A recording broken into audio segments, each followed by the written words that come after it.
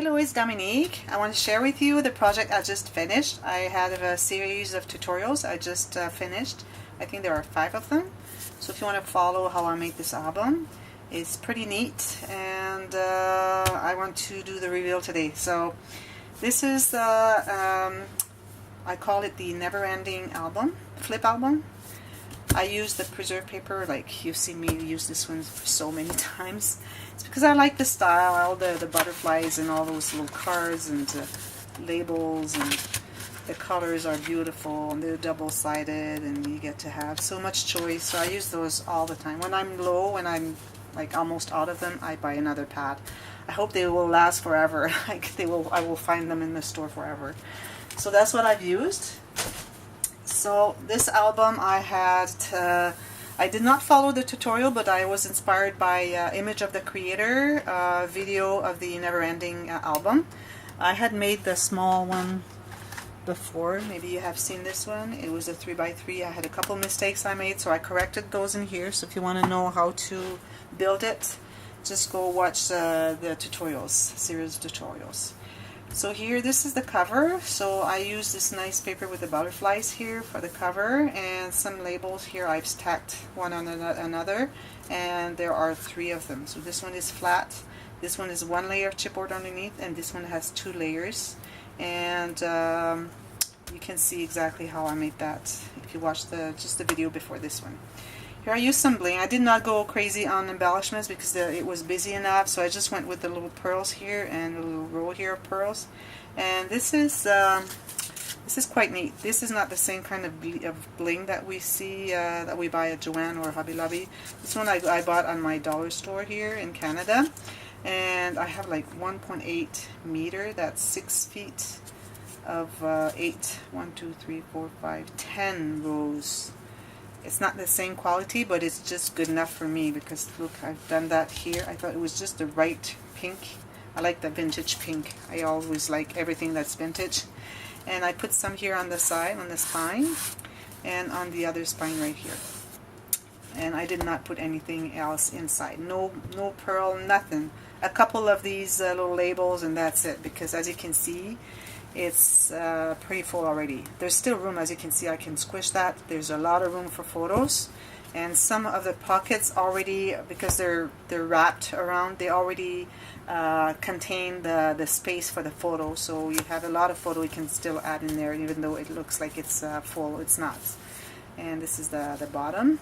And if you watch the video after I've matted everything, I think it's end of video number 4. You'll see after I've not matted, I mean did all the interactions. It's a video that's bilingual, the French and English, and I did not speak a lot, just a few tips there. After I finished, before the matting, but after making all the interactions, it is really loose in there, and then now you can see how full it is. So you have to have really loose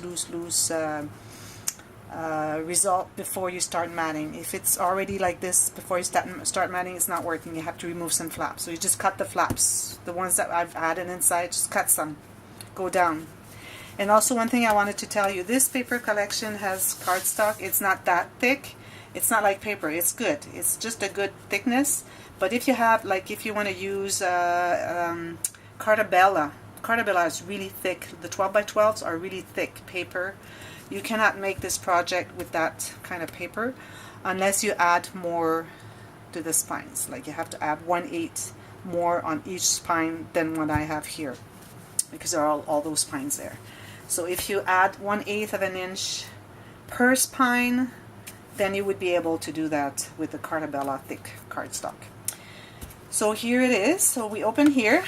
So here in the cover, if you watch the video, the quick video, I've shown how to, it's 4B, how I made this accordion. I had to remove the last flap because it was too thick and it was not flat enough and it would not hold everything down there. So I only did that, these 2 here. So we have 1, 2, 3, 4, 5 faces. So it's plenty. So I had to remove here. I had an extra one here.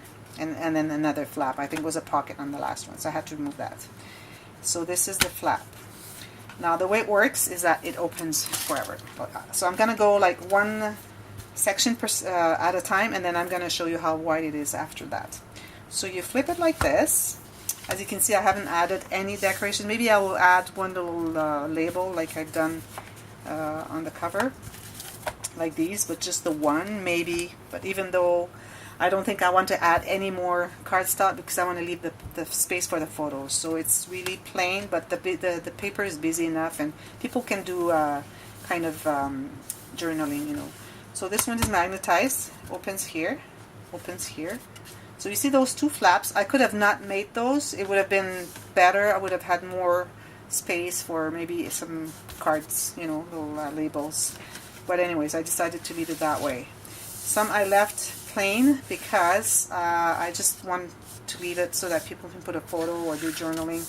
I didn't want to add any more cardstock because then it would be too thick. So that's the way it goes on this one. Then it opens again. This one here, I put a label here, and this one too. So I said, okay, I'm going to put a couple, but I might add a couple, but really not many. This is magnetized again, little flap here, opens here, all photo space. Here I left that blank for journaling or photos.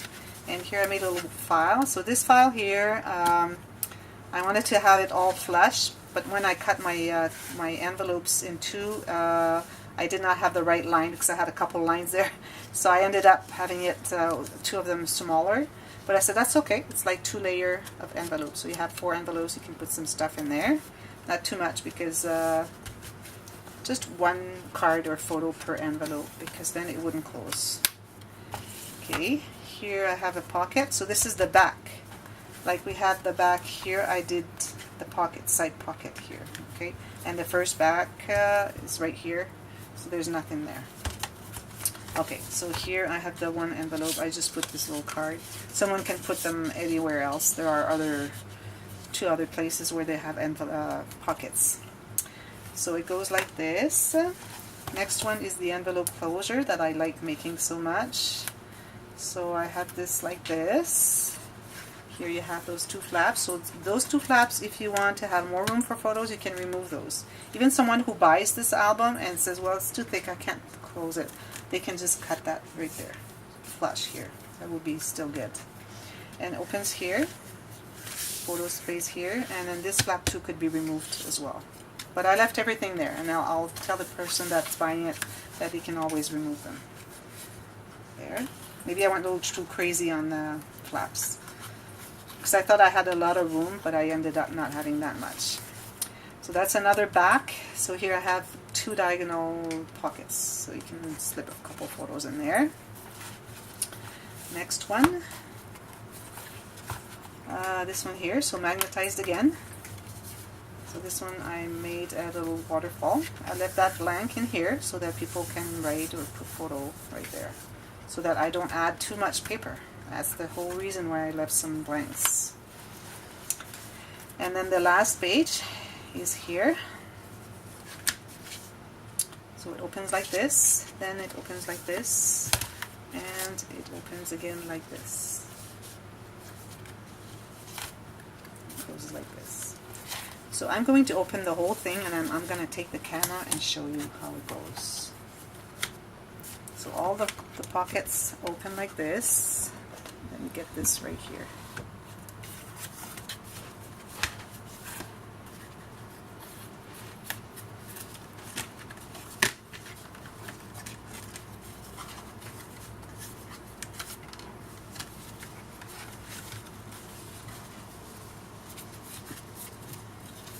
So here I'm going to get an overview for you to see the whole thing.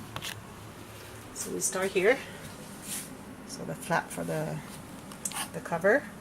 Then we have this here, and here, here, and then it goes all the way to here. So that's how it goes. Fun, huh?